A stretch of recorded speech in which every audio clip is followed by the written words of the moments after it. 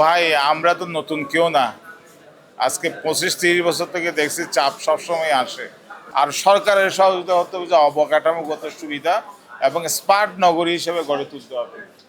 প্রথমেই আমি তো বলছি এই শহরকে একটা আধুনিক, এই শহরকে আমাদের এই 120 কিলোমিটার সমুদ্র সৈকত, এটা বাংলাদেশের সম্পদ।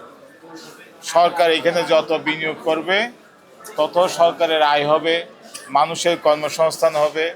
আর এখানে আইন শৃঙ্খলা পরিস্থিতি ঠিক করতে হবে, এখানে যাতে কোনো চাঁদাবাজি না হয়, বিনিয়োগকারীরা যাতে নিরাপদ বোধ করে, এটা আমাদের সকলকে সহযোগিতা করতে হবে।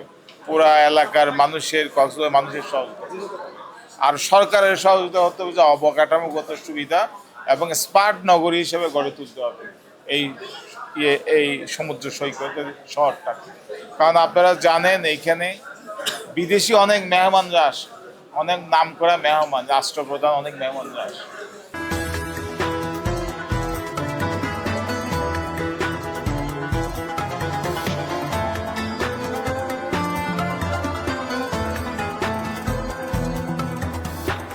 তা আমাদের এই দৈন্য দশা দেখলে তারা কি মনে করে?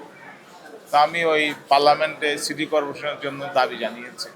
আমি আশা করি যে আমার কথা শুনে সরকার কক্সবাজারকে সিটি কর্পোরেশন ঘোষণা করবে, কারণ এত বড় শহর এত ছোট পৌরসভা দিয়ে ম্যানেজ করা সম্ভব।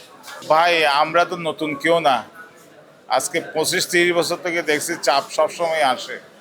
আমার ছোটবেলা থেকেই দেখছি ঈদে কুরবানে পর্যটকের চাপ আসে। তো আমাদের বেসরকারি উদ্যোক্তারা এবং সরকারি কর্মচারী কর্মকর্তারা এই চাপ সহ্য করার ক্ষমতা তাদের আছে এবং সবসময় সহ্য করেছে, ভবিষ্যতেও করবে, এটার কোনো সমস্যা নেই।